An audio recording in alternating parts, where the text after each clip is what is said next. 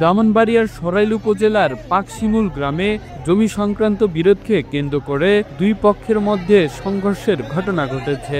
বৃহস্পতিবার সকাল 9:30টার দিকে শুরু হয়ে ঘণ্টাব্যাপী চলা এ সংঘর্ষে শতাধিক মানুষ আহত হয়েছেন।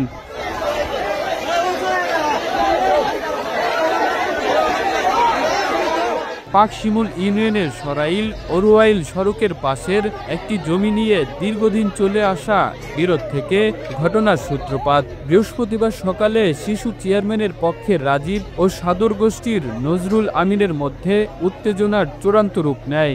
দেশীয় অস্ত্র নিয়ে দুই পক্ষের মধ্যে শতাধিক লোকজন রাস্তায় নেমে পড়েন। সংঘর্ষে লাঠি, রড, দাঁত ছোড়া ব্যবহার করা হয় বলে প্রত্যক্ষদর্শীরা জানিয়েছেন। ঘণ্টাব্যাপী চলা এই সংঘর্ষে পুরো এলাকা রণক্ষেত্রে পরিণত হয়।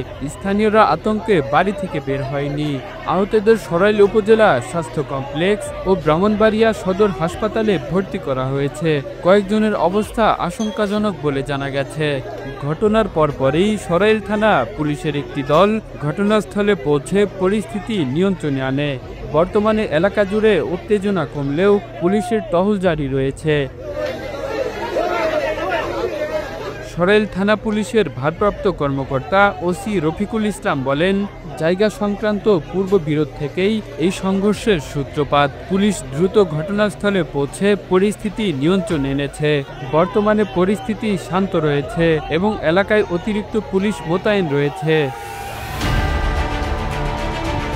Kamrul Islam, the news Bangladesh, national desk.